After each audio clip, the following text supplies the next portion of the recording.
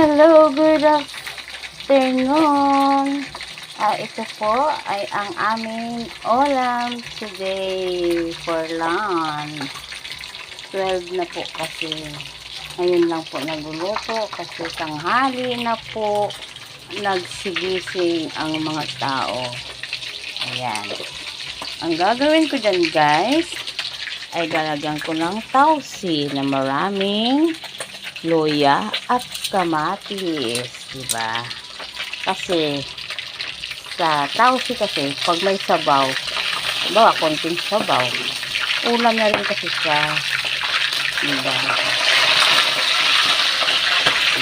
Okay.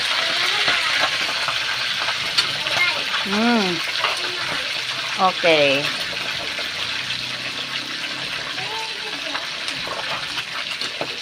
Oh, diba? Is yummy.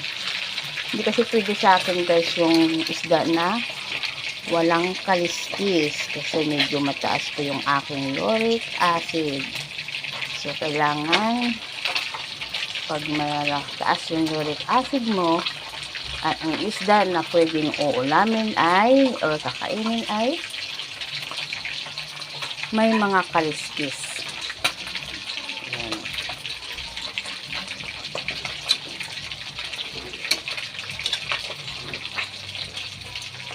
Diba? Masarap yan sa tausi. Oh, tas maraming sili. Oh, talaga naman. Sira na naman ang diet ni Inday. So, ilan ito? 1, 2, 3, 4. Sa 4 na pinaghati na nagiging 8 na siya. So, ilan kami? 8 din. So, bata lang yung isa. Yan. Parang gusto ko nga guys magmukbang yung mga gulay-gulay na skin na mga gulay. Parang gusto ko yun eh. Tapos meron pala po ako guys na binuro na na kamyas. Ayan guys. Yan, binuro na kamyas. Panimpla sa mga kakain, sa mga ulam, pangsawsawan. Yan. Yan guys, ang dami kong mga sandok. Yan Yan, dami kong sandok dito. Hindi na halos nagagamit.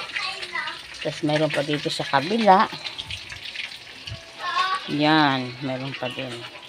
Isang isang seat na talaga. Yan. Tapos mayroon pa doon.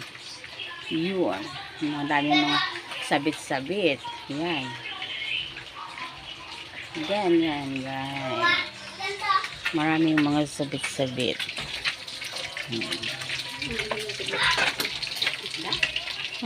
Tilapia. This is tilapia.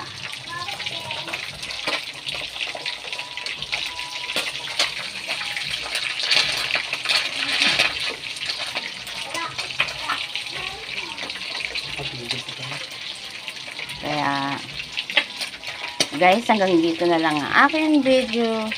Goodbye and see you next my video. Bye. God bless all.